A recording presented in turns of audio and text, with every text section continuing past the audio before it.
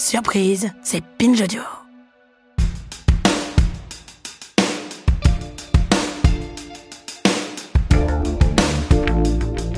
Est-ce que vous aussi, vous avez sévèrement galéré pour trouver un médecin traitant ? Je ne vous apprends pas que dans bon nombre de communes, qu'elles soient grandes, urbaines, petites, rurales, peu importe, la désertification médicale gagne du terrain. Plus possible de prendre rendez-vous, 6 mois d'attente chez les spécialistes, 1 heure de voiture pour trouver un cabinet disposé à vous recevoir.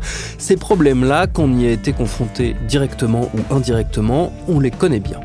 Mais alors qu'est-ce qu'on fait ? Certes, une loi vient de passer en première lecture à l'Assemblée nationale qui esquisse un changement de pratique et un encadrement plus strict de la répartition des médecins sur le territoire. Mais on lui promet déjà un avenir compliqué à cette loi et un détricotage en règle sous la pression d'une profession qui n'entend pas renoncer à sa liberté d'installation. Ne misons donc pas tout sur cette solution et allons plutôt voir comment des élus de terrain ont trouvé le moyen de résorber, au moins temporairement, cette pénurie qui pèse sur notre santé à toutes et tous. C'est ce qu'on va faire dans cet épisode qui s'inscrit dans notre série de reportages dans les petites villes de demain en partenariat avec l'Agence nationale de la cohésion des territoires et POPSU Territoire. Je suis Thomas Rozek et vous écoutez Programme B. Afin de faire face au récent et futur départ en retraite de ces médecins, la municipalité de Mazingarbe a souhaité mettre en place un cabinet médical éphémère, une démarche innovante et unique sur notre territoire pour éviter la désertification médicale. Et aujourd'hui, je suis dans le nord de la France, du côté de Lens, dans le département du Pas-de-Calais, dans les Hauts-de-France précisément. Je suis à Mazingarbe, c'est une commune de 8000 habitants qui fait office de pionnière puisque dans le cadre du programme Petite Ville de demain, qui est porté par l'Agence nationale de la cohésion des territoires et qui accompagne les communes de moins de 20 000 habitants dans la réalisation de leur projet de territoire, Mazingarbe a pu mettre en place un cabinet médical éphémère. C'est une première en France. C'est ce bâtiment vers lequel je me dirige et où j'ai rendez-vous avec le docteur Louise Gillot. Le cabinet, il aura tenu 3 ans sous cette forme. Je parle au passé car les médecins ne vont plus y exercer. Le paysage médical a beaucoup changé en 3 ans ici. On va en parler dans l'épisode, mais d'abord, je suis attendu. Bonjour, je suis Monsieur Rozek, c'est moi qui viens faire le reportage sur le cabinet. Bonjour. Bonjour. Vous êtes le docteur Gillot, j'imagine. Eh ben super.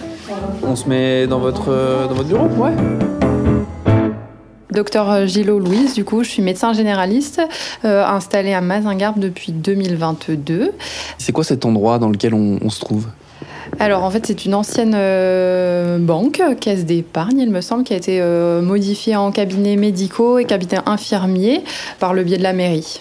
Le but, c'est d'attirer des jeunes médecins pour faire une installation temporaire par le biais de cabinets médicaux éphémères.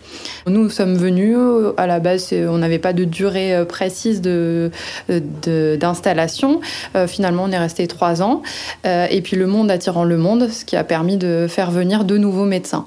Donc le but, c'est que le cabinet soit amené à refonctionner par la suite en attirant des médecins qui pourraient s'installer soit de manière temporaire ou définitive. Une démarche innovante et unique sur notre territoire pour éviter la désertification médicale.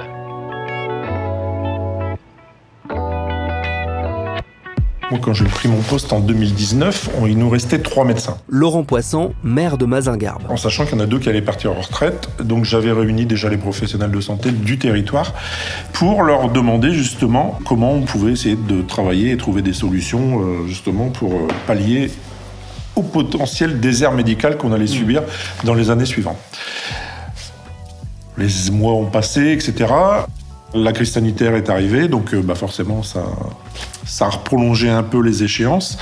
Et pendant cette crise sanitaire, en fait, on a été centre de vaccination éphémère sur la ville. On avait laissé des salles à disposition justement pour venir vacciner en masse sur rendez-vous. Et on a travaillé de ce fait avec la CPTS. Alors la CPTS, pour celles et ceux qui ne sont pas familiers, des acronymes de la santé publique. C'est la communauté professionnelle territoriale de santé. Ce sont des collectifs d'acteurs de la santé, de soignants, qui s'organisent à leur initiative pour coordonner l'offre de soins et leurs actions sur un territoire donné. En l'occurrence, c'est la CPTS Liévin Pays d'Artois qui a participé à l'élaboration du cabinet éphémère avec l'aide de, attention, autre acronyme, il est plus connu celui-là, de la CPAM, la Caisse primaire d'assurance maladie. Et tout ça, on l'a dit, ça s'est fait dans le cadre du programme, attention, encore un acronyme, normalement celui-là vous le connaissez, PVD, Petite Ville de Demain. Oui, je sais, même moi je m'y perds des fois. Et forcément, ça a pris du temps. Et puis, le cabinet a ouvert le 13 janvier 2022. On leur avait mis un local à disposition. Et bonne nouvelle, c'était pas des praticiens qui exerçaient déjà, c'était des jeunes médecins qui n'avaient pas de patientèle. 3 jeunes médecins qui se relayaient chaque semaine pour prendre des consultations. Et puis ça a perduré jusqu'à aujourd'hui. En sachant qu'un cabinet médical éphémère, personne ne savait à quoi ça correspondait et comment, quand on a sorti ça, il y a des gens se sont dit « mais non, mais moi je veux mon médecin titré ». Il y a aussi une culture à apporter à notre population. Il faut que les gens s'appréhendent d'autres façons de fonctionner, parce que les médecins ne fonctionnent plus de la même façon qu'un médecin de famille fonctionnait auparavant. C'est-à-dire qu'aujourd'hui, un jeune médecin veut faire des horaires de bureau, il ne veut plus gérer sa comptabilité, son secrétariat, etc. Et de ce fait, il y a notre culture à appréhender, et ça, il faut que notre population le comprenne. Quand on est remplaçant, on n'a pas de problème d'administratif ou de devoir gérer certaines choses en dehors du cabinet, des charges, etc. Et juste pouvoir prendre des vacances quand on le souhaite également, sans gêner de patients, et aussi de bouger d'endroit, de jamais voir les mêmes personnes, ça peut plaire pendant un certain temps. Qu'est-ce qui vous a attiré dans ce projet-là comme jeune médecin justement pour démarrer, pour lancer votre pratique ? Déjà le fait que j'étais originaire de Liévin, donc le coin me convenait, m'attirait. Ensuite, c'était le fait aussi que on était bien encadré par la CPTS de Liévin, par la mairie, tout ça. Le fait qu'on avait des moyens et qu'on soit accompagné, qu'il y ait quelqu'un derrière nous pour nous aider à nous lancer. Dans un premier temps, les démarches administratives auprès de la sécurité sociale, de l'ordre des médecins, etc. L'installation, c'est pas toujours simple et on était bien entouré par ce biais-là. Au début, c'était pas toujours simple parce que pour les patients, parce qu'on se relayait chaque semaine, étant donné qu'on avait une autre activité en dehors de ce cabinet et de tourner, de pas toujours avoir forcément la même personne, et puis d'autres qui, au contraire, étaient plutôt contents de pas toujours voir la même personne, d'avoir d'autres idées parfois et d'autres points de vue sur leur état de santé. On s'est rendu compte que justement, il y avait des gens qui n'avaient pas consulté de médecin depuis très longtemps et pour qui avaient des problèmes, des maladies chroniques, comme par exemple des diabètes, problèmes cardiaques, tout ça, avec des maladies très très déséquilibrées qui auraient pu avoir des conséquences néfastes sur leur santé. Et ça a été le cas. Et ça nous a permis de reprendre un petit peu tout à zéro et essayer de les remettre sur le droit chemin en attendant de trouver leur nouveau médecin. J'ai des problèmes de santé, on ne peut pas arrêter le traitement. Donc là, je suis à la fin de mon traitement, il faut réinscrire une ordonnance, quoi. Je suis dépitée, je ne comprends pas qu'on ne puisse pas se soigner aujourd'hui. La désertification médicale dans certains territoires a des conséquences concrètes sur l'état de santé des populations concernées. Virginie Chal est géographe, elle est professeure à l'université Jean Monnet Saint-Étienne, spécialiste des questions d'inégalité de santé. Avec là différents conséquences justement qui sont bien documentées, parmi lesquelles le retard de diagnostic pour certaines maladies. Quand vous êtes dans une situation que l'on peut appeler d'errance thérapeutique, avec justement des situations dans lesquelles vous ne trouvez pas de praticien pour vous prendre en charge, ou alors vous en trouvez de façon tardive, inévitablement, certaines problématiques de santé s'aggravent de façon disproportionnée par rapport à ce que ça aurait pu être s'il y avait eu une prise en charge optimale et dans un délai qu'on va dire raisonnable. Donc des diagnostics qui sont retardés. Il y a aussi pour autre conséquence le renoncement aux soins. Donc certains soins auxquels on renonce et qui là encore vont impacter l'état de santé de manière générale. Avec ça participe, c'est pas le seul facteur explicatif, mais ça va participer à la dégradation de l'état de santé.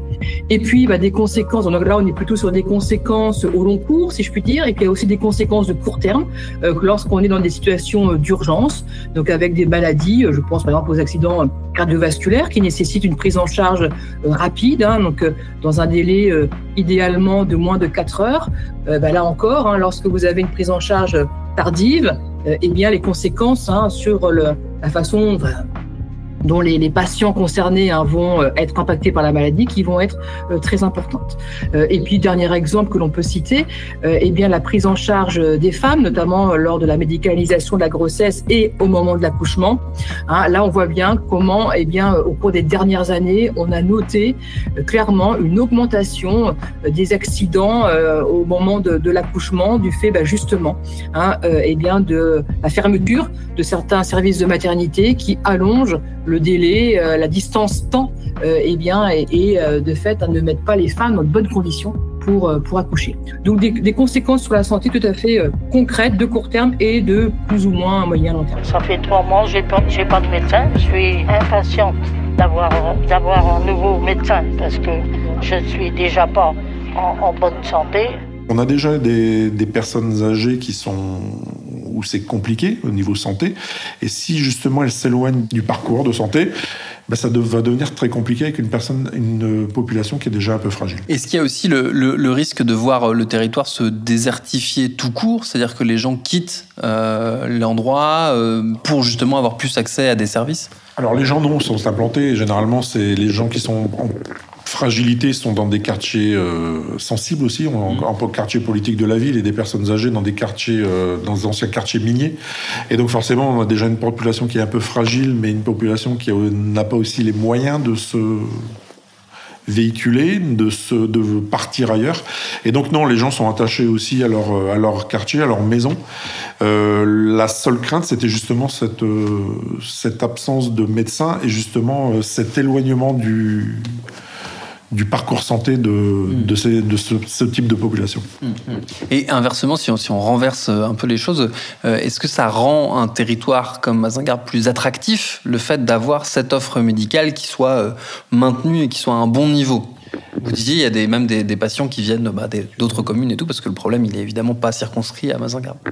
C'est ça, c'est que le problème n'est pas circonscrit à Mazingarbe. Les collectivités qui sont autour de nous étaient dans le même cas. Alors ça commence à s'améliorer. Sauf qu'on sait très bien qu'aujourd'hui, trouver des médecins, c'est pas facile, parce qu'ils restent dans les villes où ils ont fait leurs études ou dans les villes où ils ont exercé leur stage. Attirer des médecins, c'est compliqué, mais lorsqu'on voit qu'il y a des médecins qui arrivent, forcément, ça en attire d'autres, parce qu'aujourd'hui, ils veulent plus travailler individuellement, ils veulent être regroupés et travailler dans des maisons de santé ou dans des cabinets médicaux. Et de ce fait, ça provoque aussi une certaine attractivité. C'est pour ça que je vous dis, rien n'est figé, il faut continuer à travailler dans ce sens. Ça peut aussi faire venir de nouveaux habitants, mais aussi de nouveaux commerçants. Cindy Kest, adjointe au maire de Mazingarbe, chargée du dynamisme économique et culturel. De nouvelles peut-être professions aussi à côté qui peuvent se développer. Déjà, via le comité médical éphémère, nous avons quasiment tous les infirmières qui se sont regroupés justement sur la même cellule. Ensuite, pour revenir sur le dynamisme, on a aussi le dynamisme de nos pharmacies. On a 3 pharmacies sur nos 3 plus gros quartiers qui eux aussi ont évolué et ont mis en place de nouvelles pratiques avec le dépôt, par exemple, d'ordonnances dans les boîtes aux lettres pour la préparation des médicaments, le portage à domicile pour les personnes isolées, personnes âgées, le service médiadom aussi, la consultation vidéo en cas d'absence de médecin ou de manque de médecin.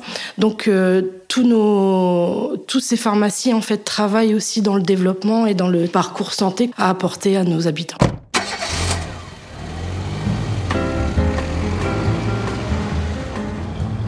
La preuve de cette implication nouvelle des pharmacies, elle est juste au bout de la route sur laquelle je me trouve en compagnie de Fred Peter de la ville de Mazingarbe, qui est mon guide pour la journée et qui m'emmène voir l'un des nouveaux cabinets médicaux de la ville. Il y en a 2 autres maintenant, puisque le succès du cabinet éphémère a fait des émules.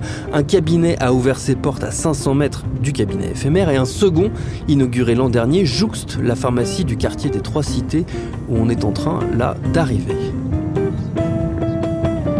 Ah, et là, moi, Filiaris, centre de santé. Vous avez la pharmacie qui a œuvré particulièrement. D'accord. Ça... C'est mis en place ? Ouais. Donc le centre, il est juste à côté de la pharmacie, de la grande pharmacie.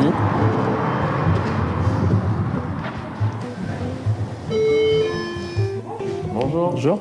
En fait, on fait un reportage avec la ville de Mazingarbe sur la politique de santé dans la ville et sur notamment l'expérience du cabinet éphémère et tout ça. Donc là, c'est pas un cabinet éphémère, hein ? Ah non, je sais, celui-là n'est pas éphémère. Non, ouais.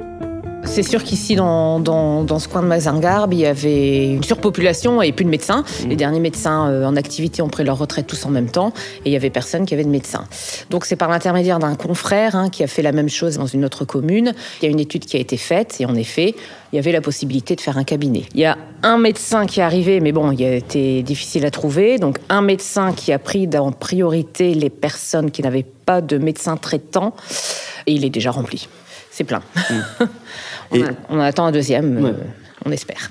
Quand on est pharmacien, on se retrouve, surtout dans une zone en tension, on se retrouve des fois à devoir conseiller des patients, aider des patients. On est un peu le professionnel de santé auquel ils ont accès le plus facilement, là où tous les autres, des fois, sont durs à trouver, quoi. Oui, c'est ça, on est toujours ouvert au public, donc ils viennent, on répond de plus en plus de questions, que ce soit en physique ou même au téléphone. Maintenant, les gens ne peuvent plus se déplacer, ils nous appellent, ils veulent des conseils, des renseignements, et voilà, parce que leur médecin n'est pas disponible, parce qu'ils n'arrivent pas à être soignés autrement, donc on essaye de jouer un rôle de plus en plus important.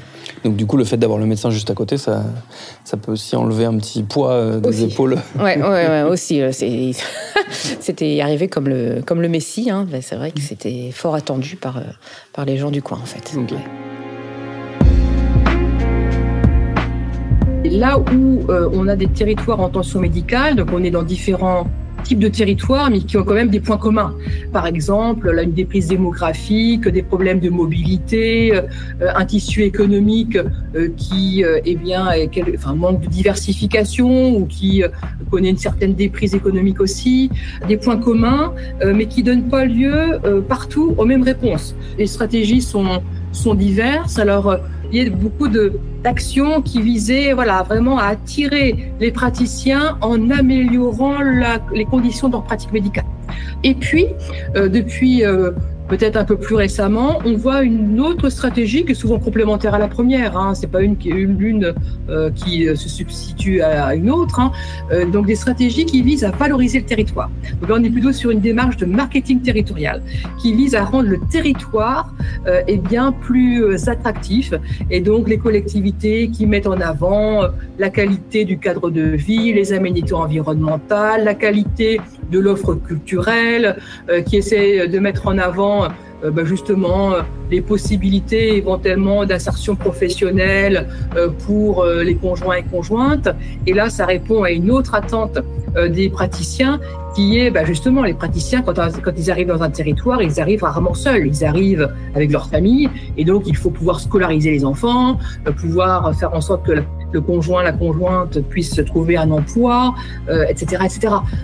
Et donc voilà, donc il y a beaucoup, donc on voit bien comment cette logique et cette stratégie de marketing territorial s'est beaucoup développée au cours des dernières années et on le voit notamment dans l'espace public de ces territoires-là, où quand on se promène dans ces territoires peu denses, en manque de médecins, on voit souvent il y a des campagnes d'affichage, il y a une médiatisation plus importante, de cette recherche de médecins ou de personnel de santé de manière générale.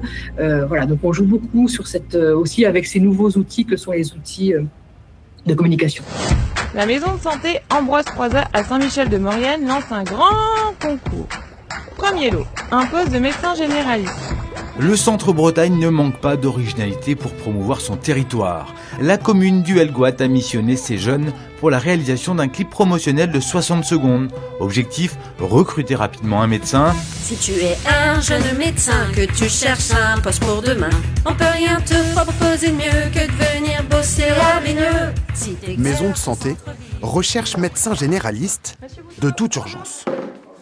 Dernière idée en date, un clip de rap, financé par la ville. Un tour exercé en Vendée, équipe de choc, avec ambiance assurée. Donc si t'as les critères, doc, laisse-nous ton email. Comment on fait pour attirer des jeunes médecins dans une ville comme Mazingarbe? C'est quoi les arguments qu'on déploie? Alors, la base est le cabinet médical éphémère, c'est-à-dire qu'à l'époque, on laissait les locaux gratuitement. La ville prenait en charge les fluides, l'informatique, etc. Quand on a vu qu'ils étaient bien installés, on s'est dit, on va plus non plus Il y a un moment, il faut que les médecins comprennent que tout n'est pas gratuit. Et forcément, en s'installant comme ça, c'était une aubaine pour eux. Ils l'ont très bien compris, donc on leur a mis aussi un loyer modéré. Donc, pour attirer les médecins, on propose un loyer modéré avec tout ce que je vous ai dit, les fluides, l'informatique, le ménage. J'avais mis une secrétaire à disposition le temps du cabinet éphémère, puisque c'était une chose inédite. Pour un cabinet médical lambda, je peux pas mettre une secrétaire parce que ça m'est interdit forcément, puisque je peux pas mettre à disposition du personnel de la collectivité pour un service privé.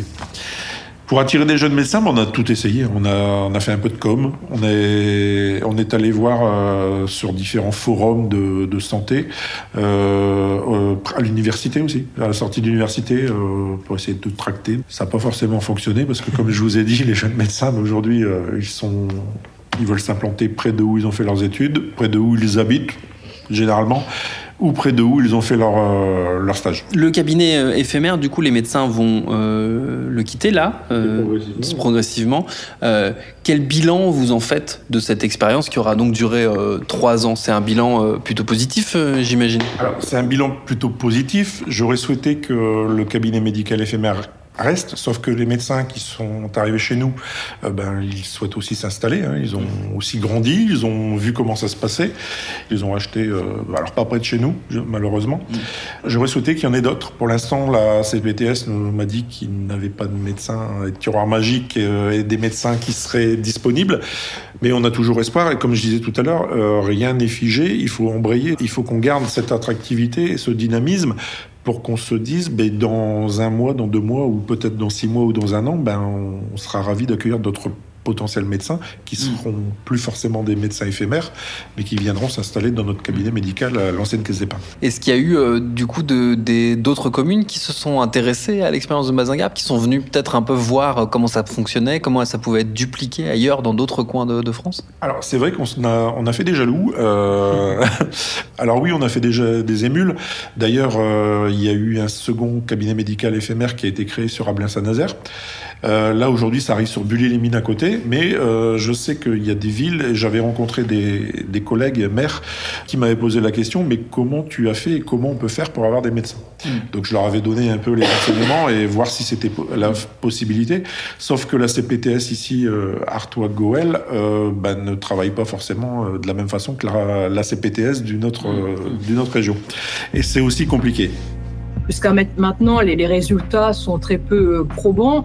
Pourquoi? Parce que c'est vraiment très incitatif et qu'on a beau mettre tous les services, ou en tout cas, un certain nombre de mesures en place. Le problème initial reste le même, c'est qu'on reste dans des territoires qui restent peu attractifs pour les personnels de santé de manière générale. Si on reprend l'exemple des maisons de santé pluridisciplinaires, il y a aussi beaucoup de ces maisons qui sont sous-occupées, qui n'ont jamais eu autant de professionnels de santé que ce qui était envisagé au départ, voire certaines maisons de santé qui restent pour l'essentiel vides. Qu'est-ce qui fait que ce cabinet ne va plus exister sous cette forme-là, qu'en tout cas les médecins n'y seront plus présents? Qu'est-ce qui a amené à la fin, en tout cas, de cette première phase d'expérimentation? Déjà parce que de notre côté, en fait, on a avancé sur le plan professionnel, n'habitant pas par ici, avant un petit peu de route pour venir travailler. On a décidé de s'installer plus dans notre coin. Néanmoins, comme on voulait pas lâcher les patients du jour au lendemain, on a attendu que le nouveau cabinet médical de Mazingarbe soit effectif avant de prendre notre départ définitif. Il y a du coup dans le nouveau cabinet médical un médecin qui s'installe et qui s'engage du coup à prendre en priorité nos patients qui étaient suivis ici au cabinet médical éphémère, étant donné qu'ils se retrouveront sans médecin traitant et étant de Mazingarbe. Et vous allez vous installer où du coup? Je m'installe à Averskerk, c'est un tout petit village près de Morbecque du côté d'Hazebrouck. Et c'était aussi un désert médical. Est-ce que l'arrivée de médecins, de jeunes médecins, c'est une bonne nouvelle aussi pour cette commune-là? Oui, je vous confirme. Tous les alentours sont franchement dépourvus de médecins et ils sont bien contents de notre arrivée de l'autre côté. Merci au docteur Louise Gillot, à Laurent Poisson, Cindy Kest, Frédéric Peter, Virginie Schall, Agnieszka Herlin et à Catherine Bréon pour leur accueil et leurs réponses. Cet épisode de Programme B a été fabriqué en partenariat avec l'Agence nationale de la cohésion des territoires et Popsu Territoire, avec l'aide d'Hélène Millet et Pacôme Bertrand. Il a été réalisé par Thomas Plé, préparé par Camille Codor. Programme B, c'est un podcast de Binge Audio. Tous nos épisodes, les anciens comme les nouveaux, sont à retrouver sur toutes vos applis de podcast préférées. Cherchez-nous sur Internet si vous voulez nous parler, et à très vite pour un nouvel épisode.